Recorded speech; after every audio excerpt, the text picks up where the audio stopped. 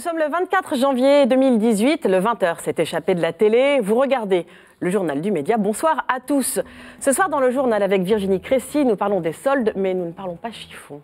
Non, on va parler du coût social des soldes, parce que les soldes, ce n'est pas des bonnes affaires pour tout le monde, c'est aussi beaucoup de pression pour ceux qui travaillent. Serge Faubert est également là pour nous parler des inondations et des risques de crues en France. Oui, Aude, nous sommes allés consulter un spécialiste pour savoir comment on pouvait prévenir ces crues à répétition. Nous écouterons également Michael Neumann du Centre de réflexion de Médecins sans frontières à propos des exilés et de la politique migratoire. Et puis, comme tous les mercredis, vous retrouverez la chronique européenne d'Alexis Poulain. Et enfin, nous recevons ce soir deux invités, Giovanni Mirabassi et Sarah Lankman. Il est pianiste, elle est chanteuse. Un nouvel album, une tournée et un tout nouveau label. Pas comme les autres, vous allez le voir. Ce sera tout à l'heure. Mais tout de suite, les premières infos.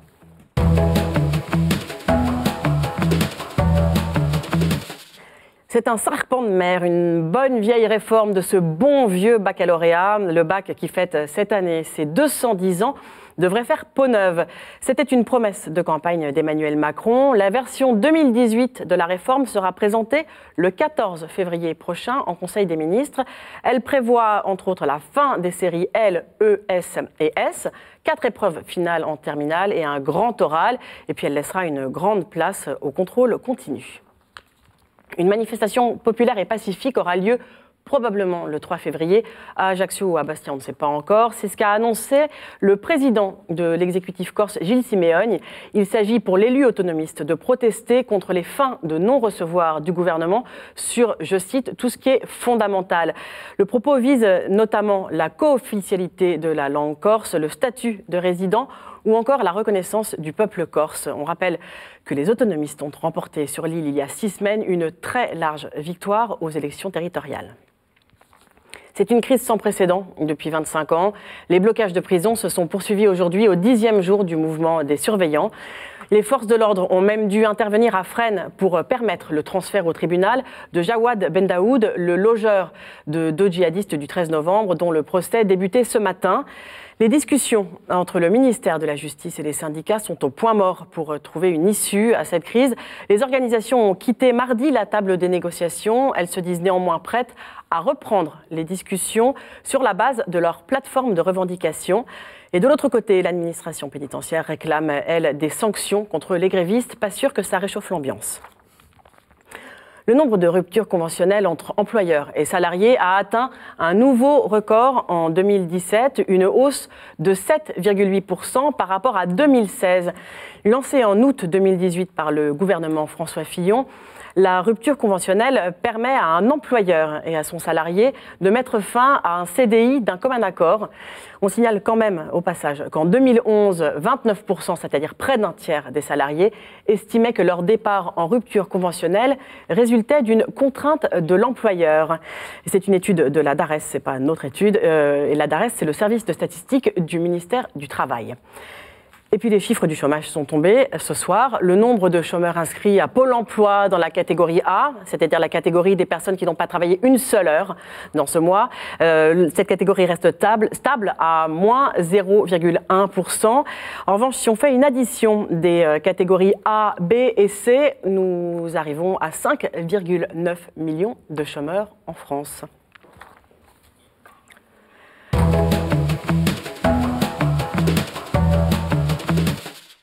On va parler des soldes, mais pas côté consommateur, plutôt du côté de ceux qui travaillent et pour qui ça peut devenir vite un cauchemar. Oui, ça fait déjà 3 semaines que les soldes d'hiver ont commencé. On a voulu savoir comment est-ce que ça se passait du côté des vendeurs, dans les grands magasins comme Zara, H&M, Le Printemps, les Galeries Lafayette. Alors, on est allé voir du côté des vendeurs qui courent partout, qui plient, qui rangent, qui encaissent. Et je me suis demandé... qui sont ces vendeuses? Oui, ces vendeuses parce que ce sont souvent des femmes. Et puis surtout, comment est-ce qu'elles vivent ces périodes de soldes? Alors, on rappelle que c'est un sujet qui a été possible grâce aux sociaux, parce que tu as lancé un appel, il est très difficile d'obtenir des témoignages. Oui, ça a été très très difficile de trouver des salariés qui veulent bien témoigner parce qu'ils risquent simplement de perdre leur emploi. Donc j'ai cherché des témoignages et merci aux sociaux qui ont tweeté massivement mon appel Et j'ai eu beaucoup de réponses. Et à chaque fois, il y a un mot qui ressortait, c'était la pression. Donc, je t'avoue que ça a été assez difficile de trouver une vendeuse dont c'est la profession. J'ai eu beaucoup de témoignages d'étudiants qui font ça comme un petit boulot. Sauf que vendre, c'est un vrai métier. C'est pas juste un job d'étudiant. Et parmi toutes ces personnes qui m'ont contactée, il y a eu une femme, Sophia, qui a été vendeuse et même manager, et donc qui connaît parfaitement toutes les ficelles du métier. Sauf qu'à un moment donné, Sophia, elle n'en pouvait plus, elle a décidé d'arrêter et on lui a demandé pourquoi. Je travaillais dedans pendant 8 ans. J'ai arrêté là il y a environ 3 ans parce que le métier n'est plus ce qu'il était il y a quelques années, que c'est un métier qui demande beaucoup de pression, beaucoup de pénibilité aussi en soi. Je sais qu'on recrute beaucoup pour la disponibilité, les premières questions qu'on est susceptible de vous poser, c'est est-ce que tu es susceptible de pouvoir travailler le dimanche, jusqu'à quelle heure le soir, etc. C'est un secteur dans lequel il y a énormément de turnover puisqu'on a beaucoup d'étudiants qui viennent travailler, etc. Donc du coup, en fait, on déclare plus énormément de vrais contrats. Et puis ça devient des métiers tellement fatigants qu'aussi, il faut pouvoir les tenir 35 heures. Enfin, pour une étudiante, je pense que des fois, 15 heures en fonction du budget dont elle a besoin, en fonction de la pression que ça lui met, parce qu'il faut pouvoir aussi tenir ces postes-là, tenir ses études. Aujourd'hui, Sophia, elle se tourne vers une reconversion professionnelle, puisque c'est comme ça qu'on dit. Et c'est un phénomène qui est bien connu chez les vendeurs, comme nous l'a expliqué le sociologue Pascal Barbier, qui a écrit sa thèse sur les vendeurs de prêt-à-porter. C'est quand même un métier où on fait peu carrière, en fait. On réside de manière assez courte, à part quelques exceptions de personnes qui font carrière, mais en fait, on vieillit mal dans ce métier-là. Et voilà, ce qui faisait la particularité, ou ce qui fait peut-être encore la particularité du monde ouvrier, c'est d'offrir parfois, pour certains, des perspectives de carrière, des promotions professionnelles, d'acquérir des qualifications, chose qui, dans la vente, ne s'offre pas. Le travail n'est pas reconnu et l'ancienneté ne garantit pas nécessairement une reconnaissance professionnelle, ou en tout cas ne donne pas les moyens d'utiliser cette reconnaissance pour se vendre ailleurs sur le marché du travail dans une position plus intéressante. C'est étrange quand même parce que c'est des gens qui ont d'énormes compétences et qui savent faire beaucoup de choses. Oui, et vendre, c'est aussi faire du travail à la chaîne. Parce que dans une journée, une vendeuse, elle va aussi décharger le camion, mettre des antivols, mettre les vêtements en rayon, et puis aussi conseiller les clients. Donc Sophia nous a raconté que tout ça, c'était très stressant, et on lui a demandé d'où venait cette pression. Quand vous avez une directrice régionale, par exemple, qui vous appelle en vous disant que sur telle tranche horaire, tu étais censé me faire 600 €, comment ça se fait qu'avec 3 entrées, tu m'en as fait que 300 ? Il faut justifier à longueur de temps ce genre de choses-là. Puis il y a le manager qui lui met la pression, il y a la directrice de magasin à qui on met la pression, il y a la directrice régionale à qui on met la pression. Enfin, tout tourne autour des objectifs chiffres. On n'est plus nécessairement sur de l'humain, sur conseiller, ni quoi que ce soit. Aujourd'hui, trouver une boutique, à part dans le haut de gamme ou le luxe, qui vous conseille réellement, au lieu de faire du chiffre, ça devient difficile. Et c'est peut-être pour ça aussi que la cliente, en soi, elle a tendance à se sentir un petit peu... des fois, vous savez, vous allez faire un centre commercial et 4 fois d'affilée, vous avez 3 vendeuses qui vont venir vous voir et dire « Madame, je peux vous aider ?» Ça peut devenir un peu gênant aussi pour la cliente. C'est bête à dire, mais quand il arrive 19 h, que tu sais qu'il te manque 400 € sur ton chiffre, qu'il te reste 1 h 30 pour faire ces 400 € là, ta pression, elle augmente au fur et à mesure, et donc tu la files à ta cliente, sans le vouloir, volontairement, mais la cliente le ressent. Donc ça va être tes dernières entrées sur lesquelles tu vas être au taquet, à te dire, putain, elle, il faut que je lui sorte je ne sais combien. Parce que si tu l'as pas fait, en fait, à la fin de ta journée, c'est du chiffre que tu dois récupérer le lendemain, et ainsi de suite, donc à la semaine et après au mois, pour ne pas trop perdre à l'année. On vous demande aujourd'hui, par exemple, dans certaines enseignes, de vendre des pulls à 200 € en expliquant que tu diras à la cliente que c'est 90% cachemire, alors que dans le fond, je dirais, la cliente, elle a juste à regarder l'étiquette, il y a 40% de cachemire, mais c'est ce qui justifie le prix. Donc en plus de tout ça, Sophia m'a aussi dit une chose qui m'a beaucoup marquée. Elle m'a dit qu'elle se sentait en représentation tout le temps. Elle m'a expliqué que dans le luxe, on ne parlait plus de vendeuse, mais d'ambassadrice. Donc les filles, elles doivent se ressembler, être toutes les mêmes, être maquillées pareil et parfois même se payer leur propre tailleur. Pascal Barbier, qui a enquêté sur ces pratiques parfois douteuses de ces grands magasins, on va l'écouter. Les vendeurs, par exemple, doivent respecter des scripts de comportement, et s'ils ne les respectent pas, ils sont repris. Donc tous les aspects du travail sont contrôlés, et même l'apparence, en fait, des vendeurs, ce qui crée un contexte professionnel assez singulier aussi, où chaque acte peut être mesuré, scruté, évalué, et on peut être blâmé pour cette raison-là. Il y en a des contraintes qui sont très classiques, le port de charges lourdes, donc ça c'est connu, et qui rapproche de plus en plus le travail des vendeurs de celui des caissières, statuts qui tendent même de fait à se confondre dans certaines enseignes. Et puis il y en a d'autres en fait qui sont beaucoup moins visibles, la manière dont le corps des vendeuses est instrumentalisé. Et cette instrumentalisation, elle apparaît directement dans des interactions très dures avec la clientèle, dans des regards, dans des propos, dans des choses qui, dans le contexte actuel de dénonciation des pratiques sexistes, peut apparaître assez scandaleux. Et rappelons qu'en plus de supporter tout ça, les vendeurs et les vendeuses sont la plupart du temps payés au SMIC avec des contrats précaires. Et sinon, les soldes, c'est jusqu'au 20 février. Bon courage. Donc, merci Virginie. Autre travailleur pauvre auquel on ne pense pas nécessairement, 400 auteurs de bandes dessinées signent une tribune dans laquelle ils s'inquiètent des conditions de travail de la profession. Pour Cyril Pedrosa, auteur et membre du collectif artistes-auteurs, l'excellente santé du secteur va de pair avec une grande précarisation des auteurs. Moi, je fais de la bande dessinée depuis une vingtaine d'années.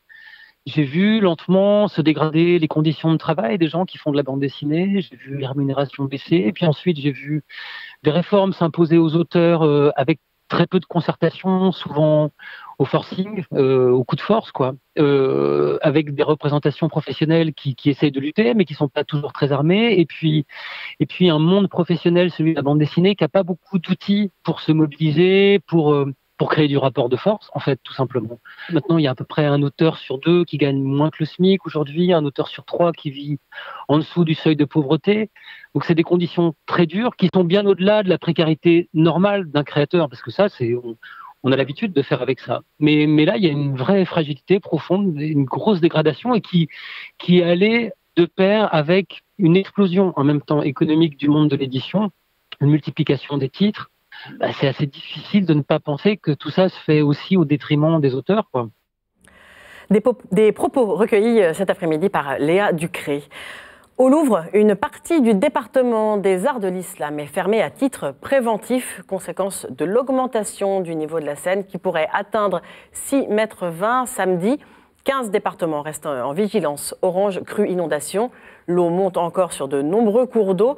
Un phénomène de crue exceptionnel par son étendue géographique de l'est du pays jusqu'à Paris et la vallée du Rhône. Serge Faubert, tu t'es intéressé à la récurrence de ce phénomène. Oui, on a voulu comprendre pourquoi ça se répétait et surtout comment on pouvait prévenir ce genre de catastrophe. Avec des images de Victor Faubert, pardon. Ce week-end, la crue de la Seine devrait atteindre les 6 mètres, comme lors des inondations de juin 2016. C'était il y a un peu plus d'un an. Va-t-on vers une accélération des catastrophes climatiques ? Nous sommes allés à l'École nationale des ponts et chaussées poser la question à Daniel Scherzer. Les précipitations sont des phénomènes extrêmement variables. Et comme les tremblements de terre, on peut avoir des extrêmes qui sont très proches et puis après de longues périodes de calme. D'où la difficulté de bien apprécier qu'est-ce qui peut se passer. C'est justement essentiellement grâce au radar que ça se fait depuis plusieurs décennies. On n'imagine pas qu'une précipitation de quelques millimètres d'eau, ça représente plusieurs millions de litres sur Paris. Dans le passé, lorsque on urbanisait sans réfléchir sur justement les précipitations, les inondations, où on y réfléchissait très peu, on faisait quelques défenses, effectivement, c'était dramatique. Actuellement, on est en train d'inverser cela. La question justement des mesures naturelles pour mieux gérer l'environnement devient l'axe principal du développement de l'urbanisation. L'idée a été jusqu'à créer des villes éponges, c'est nos collègues chinois qui ont mis ce mot à la mode, de prévoir justement une conception des villes de telle façon qu'on arrête ce gâchis incroyable. On a de temps en temps des précipitations fortes et on essaye de se débarrasser au plus vite de ces précipitations. Et après, au contraire, on a des périodes où il n'y a plus assez de précipitations et on cherche de l'eau à distance. Donc, c'est concevoir les villes de telle façon qu'elles aient la capacité, comme les éponges, de retenir l'eau et d'éviter à la fois les sécheresses et les inondations. Et les dispositifs, c'est quoi ? C'est de tout ordre. Ça peut être effectivement des zones humides, assez naturelles. Ça peut être aussi des bassins de rétention, des toits verts ou des murs verts qui ont toutes des capacités de rétention de l'eau. Donc c'est un changement tout à fait nouveau de conception des villes. On ne fait plus de l'esthétique pour de l'esthétique. On marie l'esthétique avec donc les zones vertes par exemple, avec justement des fonctions utiles pour l'environnement, disons géophysique, les précipitations, les inondations, les sécheresses. Donc Serge, ce qu'on vient de voir dans ce sujet, c'est que le meilleur moyen de prévenir les crues du bassin de la Seine, c'est de végétaliser les murs et les toits des villes et de multiplier les zones humides. Mais on est en train de faire exactement le contraire, manifestement. Dans le nord de l'Île-de-France, on est en train de supprimer des terres agricoles qui contribuent justement à absorber l'eau des précipitations. Oui, Aude, c'est le fameux projet Europa City qui devrait voir le jour en 2024. C'est un projet de 3 milliards d'euros. C'est le groupe Auchan et un investisseur chinois qui veulent sacrifier 700 hectares de terres agricoles pour édifier un gigantesque centre commercial et de loisirs avec une piste de ski indoor. Vous voyez le genre. Le problème, c'est que ces terres jouent aujourd'hui le rôle d'éponge pour l'ensemble du nord de Paris et de l'Île-de-France. Elles absorbent la pluie et puis en été, eh bien, l'évaporation nocturne de ces terres permet de refroidir la capitale. C'est-à-dire que si on arrive à dormir la nuit dans Paris, c'est grâce à ces terres. Si ces terres disparaissent, eh bien, les inondations seront encore plus importantes et il fera plus chaud en Île-de-France. Je te laisse imaginer la catastrophe que ce sera. Je ne veux même pas y penser. Merci Serge. On continue avec le reste de l'actualité et notamment d'abord ce renvoi d'ascenseur après avoir assisté le 14 juillet dernier sur les Champs-Élysées à la fête nationale française. Donald Trump invite Emmanuel Macron à la Maison-Blanche. La date n'a pas encore été arrêtée, mais on retiendra que le président jupitérien a droit à la première visite d'État organisée par le président américain depuis son arrivée au pouvoir il y a un an. Benghazi, la deuxième ville de Libye, a été touchée par un double attentat à la voiture piégée hier mardi soir. Selon un dernier bilan, 34 personnes ont été tuées et 87 blessées. Enfin, le groupe État islamique a revendiqué l'attaque contre l'ONG britannique Save the Children aujourd'hui à Jalalabad, dans l'est de l'Afghanistan. Au moins 3 personnes ont été tuées et 14 blessées. L'attaque a duré plusieurs heures. L'ONG suspend pour le moment ses activités en Afghanistan.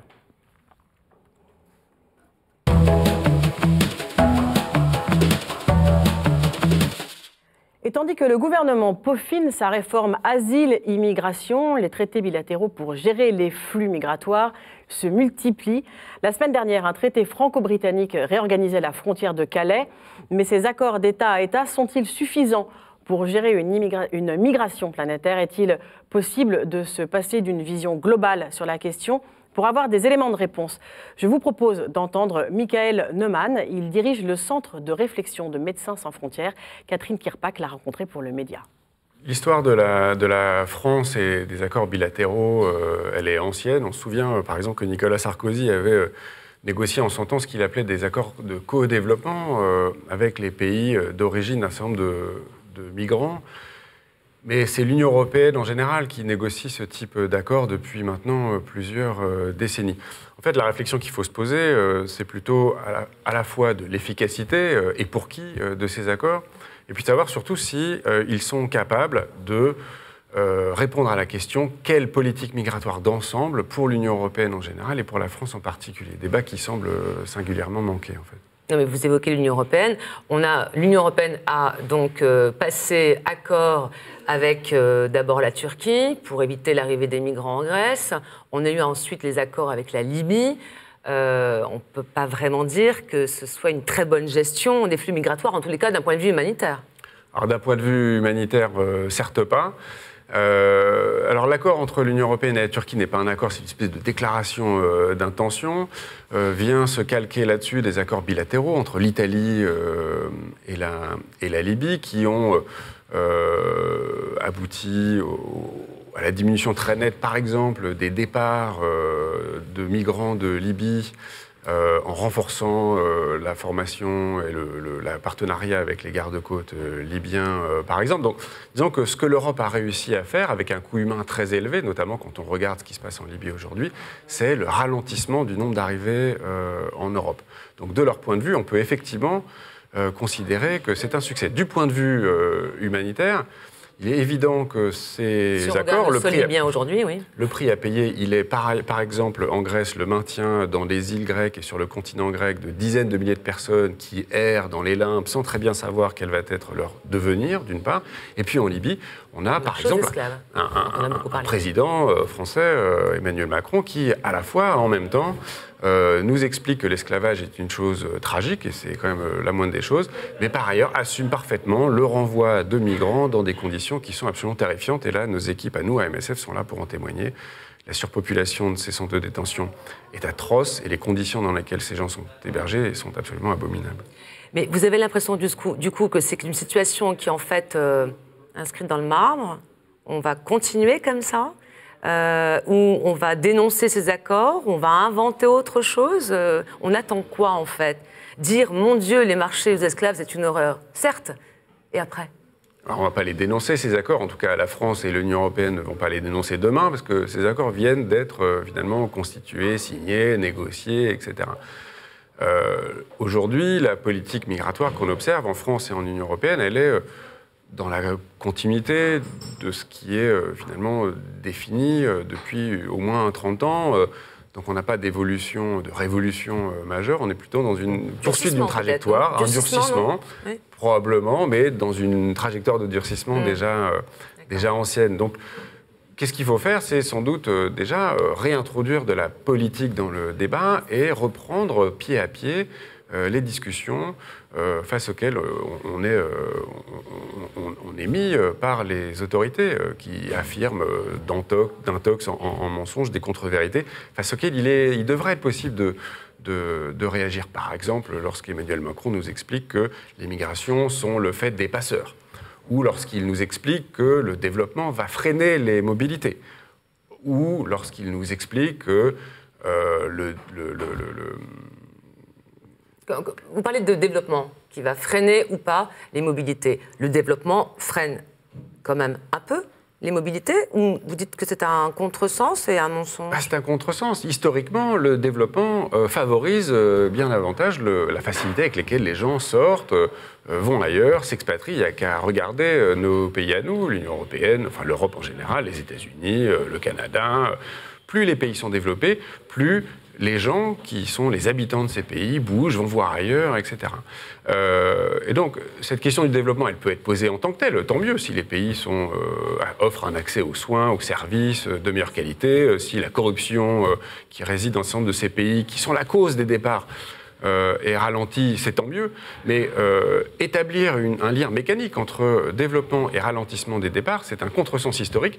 Et c'est de toute façon s'inscrire dans une perspective temporelle qui ne permet évidemment pas de répondre aux défis, aux questions, à l'enjeu actuel, contemporain, qui sont les arrivées de ces gens aujourd'hui, les passages de certains par la montagne, le maintien des gens à Calais dans des conditions horribles, les destructions et les confiscations de leurs biens par les forces de l'ordre, etc.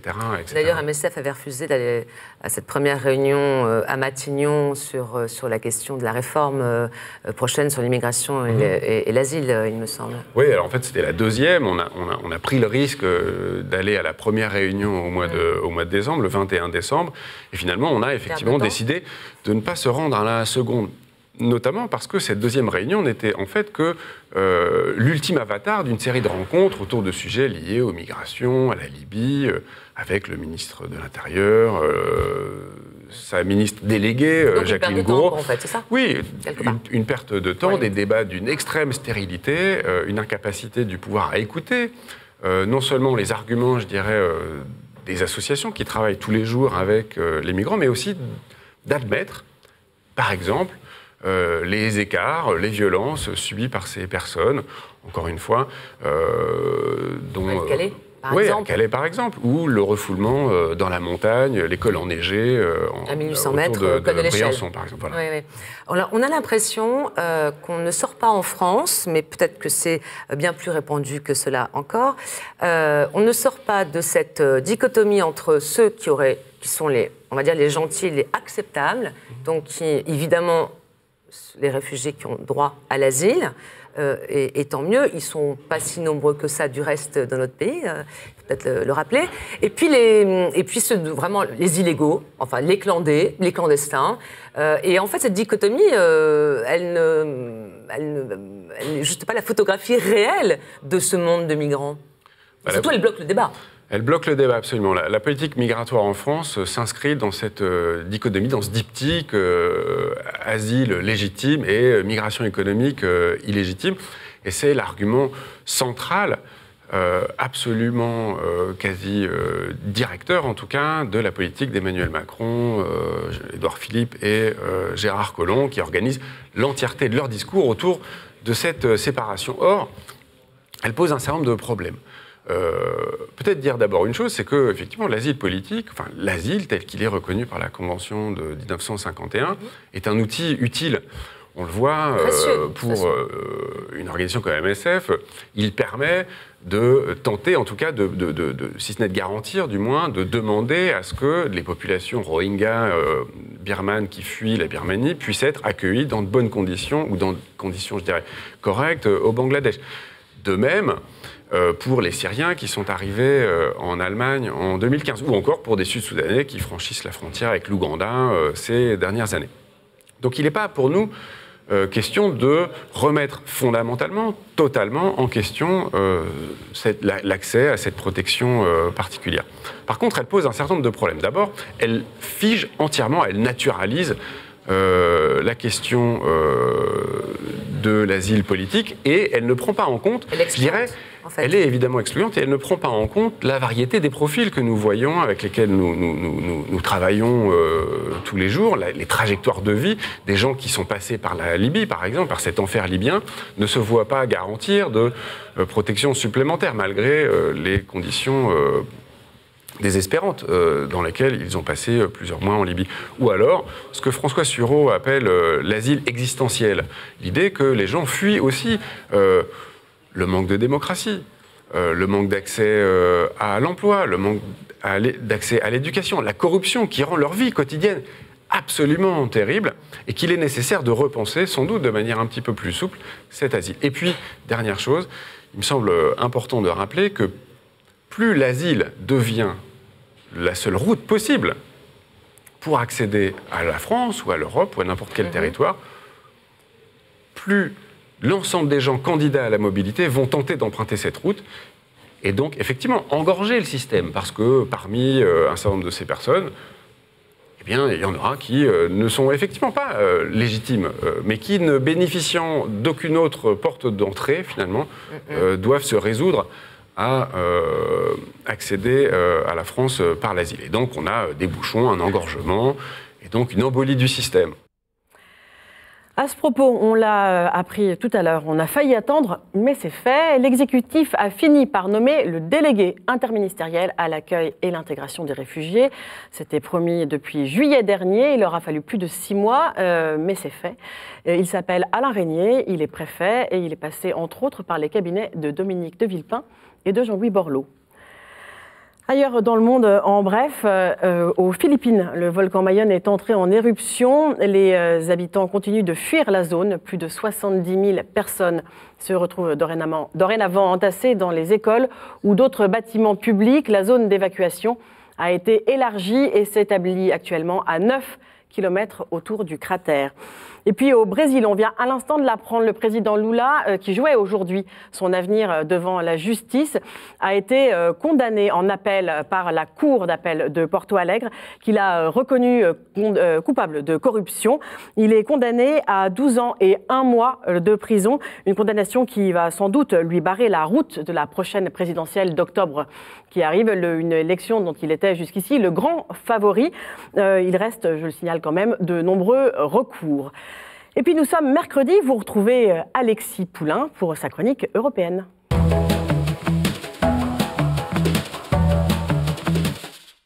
Et ce soir, Alexis Poulain nous parle des Balkans. Depuis début janvier, la Bulgarie a pris la présidence tournante de l'Union européenne. La présidence tournante, ça veut dire que pendant 6 mois, ce sont les officiels bulgares qui seront chargés à Bruxelles d'organiser les réunions ministérielles européennes, de fixer les agendas et de travailler à la continuité du plan de travail européen. Et comme le veut la pratique pour d'autres petits pays, la Commission met à disposition une quarantaine de ses fonctionnaires pour aider la Bulgarie à assurer ses fonctions sans se ruiner. Car une présidence, ça peut coûter cher. Pour rappel, la présidence française de 2008 de Nicolas Sarkozy avait ainsi coûté 150 millions d'euros pour 6 mois. C'était un rapport de la Commission des finances du Sénat, un record, certes, mais qui donne une idée des coûts. Étant l'un des membres les plus pauvres de l'Union européenne et l'un des derniers pays arrivés, en 2007, la Bulgarie ne peut pas engager de telles dépenses, d'autant plus qu'elle souffre encore d'un grave problème de corruption massive, plus de 10 ans après son entrée dans l'Union. Ce pays, de 7,1 millions d'habitants, n'a guère progressé en la matière. En novembre dernier, la Commission européenne soulignait que rien n'avait changé ou presque depuis son dernier rapport de janvier 2017, malgré l'existence du mécanisme de coopération et de vérification. À ce sujet, les Bulgares ont profité de l'inauguration de la présidence à Sofia, les 11 et 12 janvier, pour descendre dans la rue et réclamer une amélioration du niveau de vie et pour dénoncer la corruption. Des mouvements de protestation similaires ont aussi lieu en Roumanie ce week-end. On regarde les images.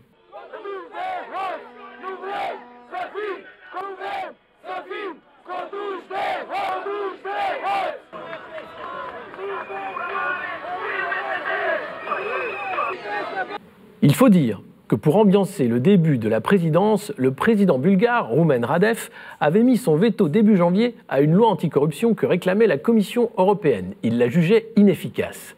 Le Parlement bulgare a rejeté ce veto présidentiel le lendemain de l'inauguration de la présidence. Bruxelles souhaite remplacer par une institution unique plusieurs organes de lutte contre la corruption qui n'ont pas fourni les résultats escomptés ces dernières années. Malgré la surveillance renforcée de Bruxelles sur les progrès de la justice contre la corruption, à ce jour, aucun haut responsable bulgare n'a été condamné pour des faits de corruption.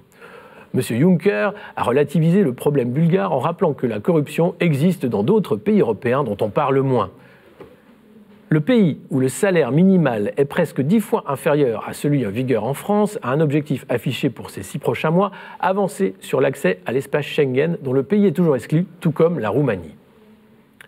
Concernant les priorités de la présidence, elles sont annoncées. La crise migratoire, avec l'accord de Dublin en ligne de mire, la continuation des négociations du Brexit et surtout son impact sur le budget européen, et l'avenir des Balkans et la diplomatie européenne avec la Turquie. La Bulgarie prévoit en effet un sommet avec la Turquie en mai. Concernant Dublin, la Bulgarie travaillera pour débloquer la réforme du règlement de Dublin. Ce règlement laisse la charge du traitement de la demande d'asile au premier pays d'arrivée et insiste sur la protection des frontières extérieures de l'Union européenne. Le débat migratoire a mis en lumière les tensions entre l'Est et l'Ouest du continent ces dernières années. Lors du Conseil européen de décembre à Bruxelles, les dirigeants européens ne sont pas parvenus à trouver un compromis sur le maintien ou non d'un dispositif de quotas obligatoires pour l'accueil des réfugiés.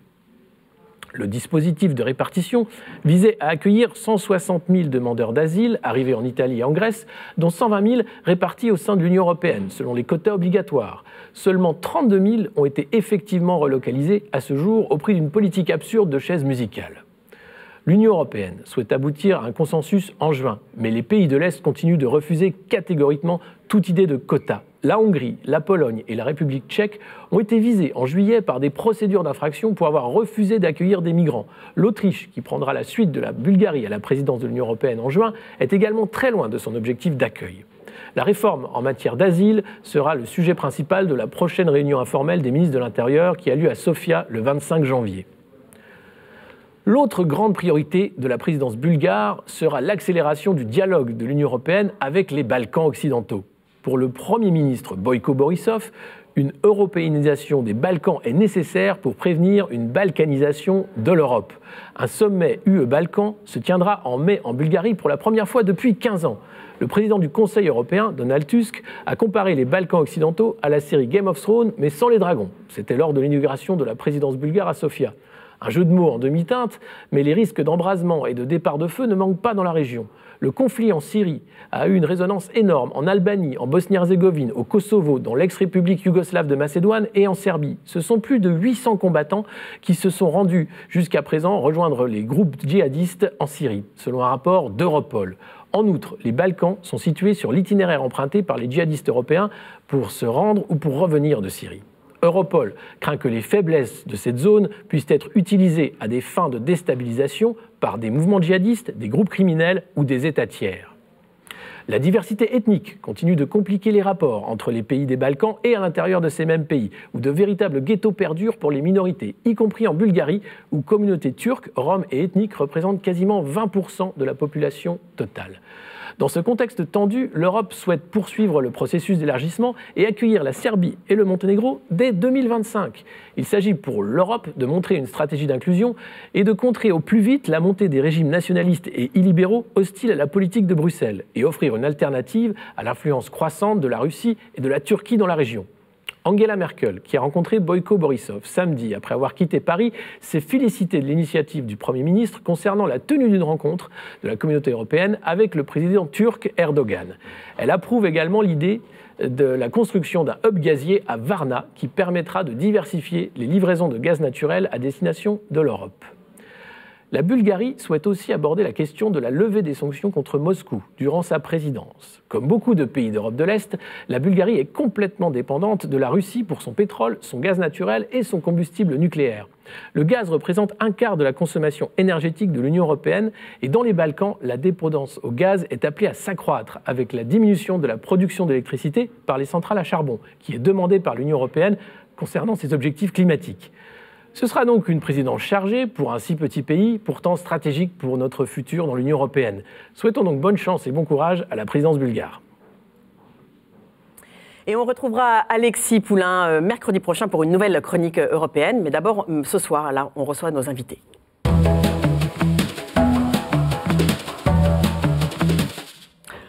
Bonsoir Giovanni Mirabassi, bonsoir Sarah Lankman. Bonsoir.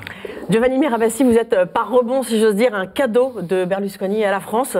Vous avez quitté l'Italie parce qu'il arrivait au pouvoir. Vous n'y avez pas forcément gagné au change, mais nous, oui. Victor du Jazz, Django d'Or, on connaît vos reprises de chants révolutionnaires au piano. Et puis nous, aux médias, on vous connaît aussi parce que vous êtes un signataire du manifeste pour un média citoyen. Merci d'être sur notre plateau, c'est un honneur. Sarah Lankman, vous êtes chanteuse. Vous avez remporté en 2012 le concours du Festival de Jazz de Montreux, qui était présidé cette année-là par Quincy Jones, autant dire que c'est la classe. Votre troisième album est sorti ces jours-ci sur le label Jazz Eleven, un tout nouveau label dont on va parler. Mais d'abord, je vous propose qu'on écoute un premier extrait de votre album qui s'appelle À Contretemps, et le titre qu'on écoute, c'est À Contretemps aussi.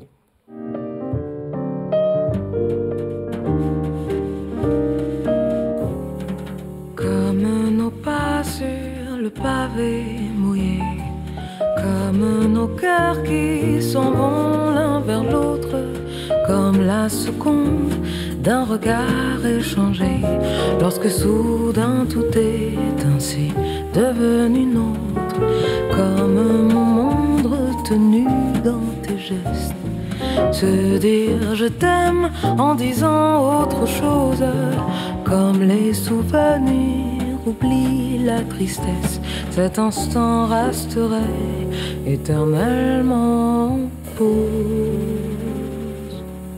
Le temps des amants se moque du genre humain, il n'aime qu'au présent et se fout du lendemain.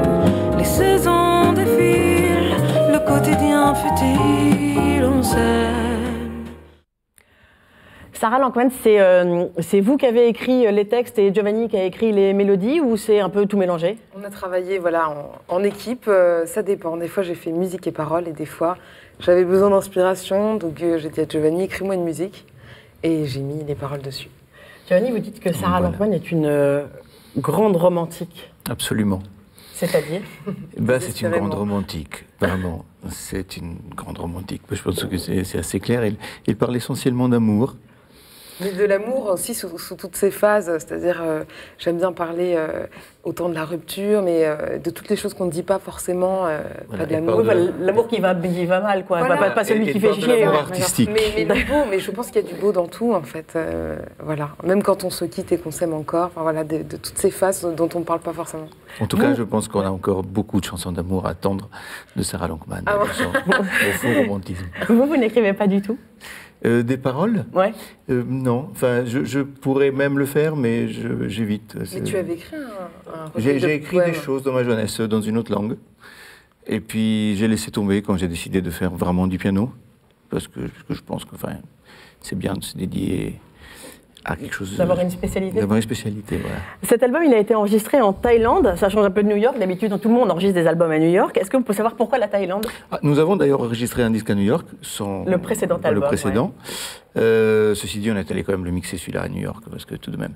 Mais en fait, pourquoi en Thaïlande?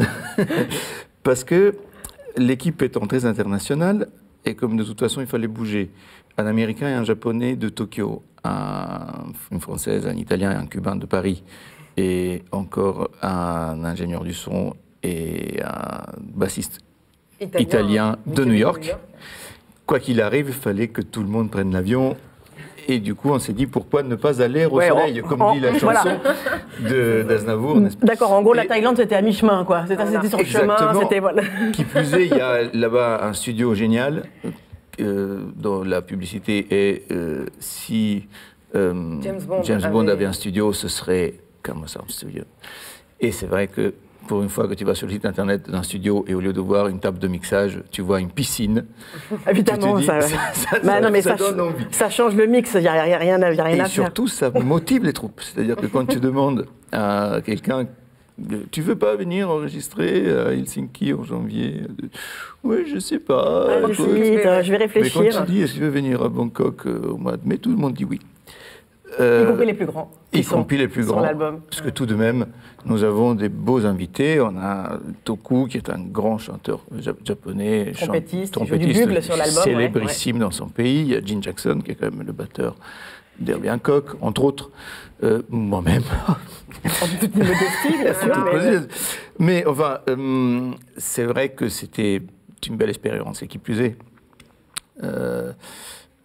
nous avons tout filmé. Enfin, moi, j'ai voulu, on va peut-être en parler après, mais j'ai voulu créer autour de Sarah une dynamique que j'ai commencé à construire au tout début de ma carrière. Ce sont les rencontres que j'ai faites dans ces 20 dernières années de baroudage qui m'ont permis de réaliser cette espèce de rêve délirant qui est de... On va parler justement de ce label dont le disque est le premier... bébé, ce label qui s'appelle Jazz Eleven. On écoute quand même avant un autre extrait de cet album. Je rêvais d'un sommeil au creux de tes bras, sentir que tu n'échapperais plus cette fois, tout pas triste au réveil, sans toi, ça n'est plus pareil. Alors on le disait, ce disque est le tout premier d'un tout nouveau label qui s'appelle Jazz Eleven. Il y a une histoire derrière ce nom. Alors j'ai lu, je me suis renseignée. Ça serait un clin d'œil au film Ocean's 11, parce que vos amis vous surnomment le Clooney du jazz. Et ne niez pas, je l'ai lu sur votre site. Oui, c'est même pas mes amis, c'est carrément ce sont les journalistes japonais.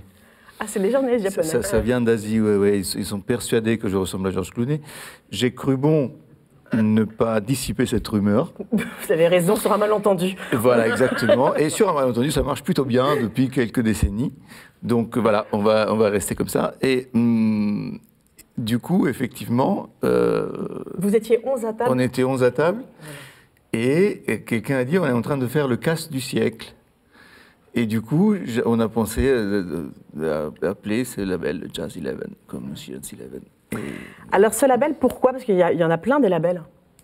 C'est pas ça qui manque? C'est pas ça qui manque. Je suis même signé dans l'un d'eux, encore jusqu'au mois de juin, je crois. Au fait, parce que le monde change. Et je suis un artiste qui a toujours été signé en maison de disques. J'ai commencé jeune, ça a marché assez vite, donc j'ai toujours été embauché par les maisons de disques. Et depuis longtemps, je voulais faire les choses comme je les ressens, c'est-à-dire comme un artiste, par exemple. Ce qui aujourd'hui est devenu de plus en plus compliqué. Je pense que quelque part, notre label, c'est un peu comme Célieu. Ça naît d'un besoin de changer un peu la donne, d'un petit besoin de vérité. Vous avez envie de faire avec les labels ce que nous on fait avec les médias, c'est-à-dire on se dit qu'on peut faire autrement? Exactement. Et c'était bien, c'était synchronisé, c'était merveilleux. Ça nous arrive souvent. Et donc, Sarah, c'est l'artiste en développement, comme on dit dans le jargon. Oui. Elle a l'air d'être bien développée, là. C'est quoi votre rôle, à vous, dans le label, justement? C'est une bonne question. D'abord, c'est la chanteuse et l'auteur de ces disques, donc ça, c'est très important. D'ailleurs, je trouve ça important qu'on soit allé au moins une fois devant le public avant de se dire qu'on va produire des disques. C'est ça. Ça peut paraître stupide ce que je dis, mais... Et puis, au fait, c'est l'égérie. C'est pas mal comme boulot, égérie. C'est un métier d'avenir. Elle s'occupe de nouvelles technologies, puisqu'elle est jeune. c'est encore un métier d'avenir. Ouais. Et il y a un propos politique quasiment à ce label, en fait, quand on en parlait. C'est ce que vous me disiez. Il y a l'idée de justement de renouveler. Vous me disiez, voilà, de créer une nouvelle économie et vous disiez, j'ai pas envie qu'un artiste qui a envie de se lancer soit obligé de vider son plan épargne logement pour pouvoir faire un disque. Faire un disque, exactement. On s'est rendu compte aussi que le système était fait d'une sorte qu'en fait on ne nous disait pas tout, bien sûr, et qu'il y avait des moyens, en tout cas, de produire un disque de manière différente, d'être aidé, en tout cas, et de ne pas avoir à casser son épargne logement. Voilà. Que d'ailleurs tu n'as toujours pas cassé. Exactement. En dépit des quelques frayeurs qu'on a eu ces dernières années. Finalement, ça arrive de temps en temps. Qu'allez-vous produire prochainement dans ce label? Alors, les 2 sorties de l'année, donc, puisque le disque de Sarah est sorti. Oui. Donc, les 2 sorties à prévoir. Le prochain, c'est un disque de Thomas Bramery. Thomas Bramery est un contrebassiste du métier. Le disque s'appellera Side Stories. En bon français, lui, il a habité 15 ans à New York quand même. Oui. Et c'est quelqu'un qui a joué toute sa carrière avec tous les plus grands. Oui. Mais c'est un sideman, donc son nom n'est pas systématiquement retenu, voire assez rarement. Et à 50 ans, le soir de ses 50 ans, il a décidé de faire un disque en son nom. Il a pris deux jeunes musiciens qui sortent du Conservatoire national, ce qui est pour me plaire, parce que moi j'aime bien que nous cooptions des jeunes. Ça me paraît même essentiel. Je trouve que d'ailleurs, ce qui nous a manqué à nous, dans notre génération, c'est d'être cooptés par la génération d'au-dessus. Et je ne veux pas... jeter la pierre. Si, je jette la pierre. Par contre, je ne veux pas faire pareil. Voilà, c'est ça. Et évidemment, vu sa belle carrière, il y a des beaux invités, comme Stéphane Belmondo, qui a fait la direction artistique, et qui est guest. Il y a Jackie Terrasson, qui est venu nous jouer 2 morceaux. Eric Lénini, qui est venu. Et qui plus est, comme Thomas, au fait, écrit de la prose, chose que le Kidam ignore, et ben nous allons sortir un livre avec le disque. Alors, sur sa manière de percevoir sa vie de musicien, en fait, toutes les choses qu'on ne dit pas, enfin un peu l'envers du décor aussi.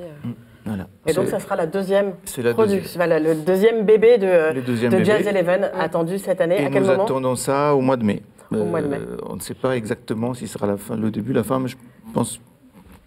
Voilà. C'est noté pour le mois de mai. D'ici là, vous avez des dates de tournée. Alors, il y a un concert demain à Paris au Duc des Lombards, à Marseille. Le Jam, oui, exactement, voilà. Le 26. Ensuite, il y a d'autres dates qui s'affichent à l'écran. Il y a une tournée au Japon. Absolument. Il y a plein de choses. Merci à vous deux d'être venus sur le plateau du Média. Merci beaucoup. On vous souhaite une belle tournée et on souhaite beaucoup de succès à votre label Jazz Eleven. C'est la fin du journal, votre journal. Demain soir, je recevrai sur ce plateau le professeur André Grimaldi du mouvement de défense de l'hôpital public, également auteur entre autres de L'hôpital malade de la rentabilité chez Fayard en 2009. Merci aux sociaux qui nous permettent d'exister et de proposer ce 20h en libre accès. Bonne soirée et à demain.